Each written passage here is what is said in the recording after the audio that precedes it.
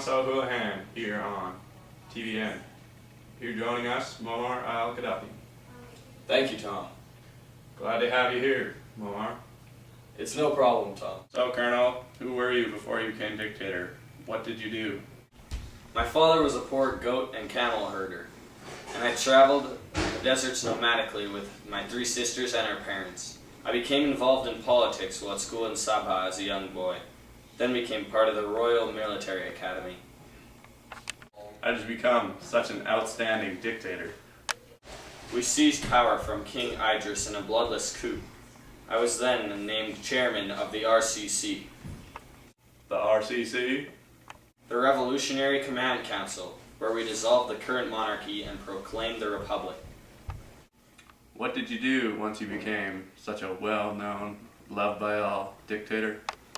First things first, I removed all forms of foreign imperialism in Libya and strengthened ties with Arab nationalist governments. I pushed for my Islamic socialism in Libya. What did you do for the economy as dictator? I worked hard to nationalize the oil industry in Libya, using the increased revenues to strengthen our military and fund social programs, and of course, a small cut for myself. Strengthening and mobilizing your military? Always a good idea as a dictator. In 2007, it is rumored you had over $29 billion in U.S. banks. Did Libya's oil contribute to this? A small portion of that may have been from Libya's oil. What else did you do for your country in this position? In 1973, I had a popular revolution, although I ruled by decree, where I formed a group called the GPC. The GPC? Yes, the General People's Committee, a system of direct democracy, but of course I completely restrained personal control over major decisions. Of course, someone in power as long as you doesn't do it by letting the people have a say. No, of course not. In 1977, I dissolved the republic that I had set up and created Jamahiriya. Jamahiriya? Yes, a state of masses governed by the GPC and myself. What led to the U.S. bombing in Libya in 1986?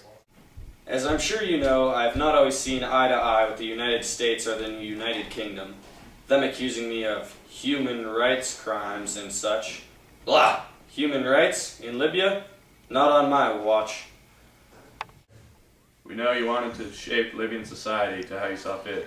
Ruled with terror and violence, spread the ideas of Islamic socialism, ruled by decree, and you were constantly trying to improve your military. But what other aspects of a dictatorship did you use? Of course I had my own secret police amongst the people, weeding out insane rebels and such.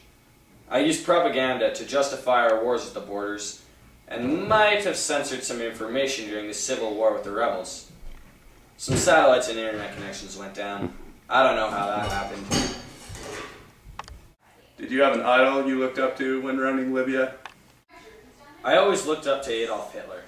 He was such a charismatic leader, and I saw much of that in myself.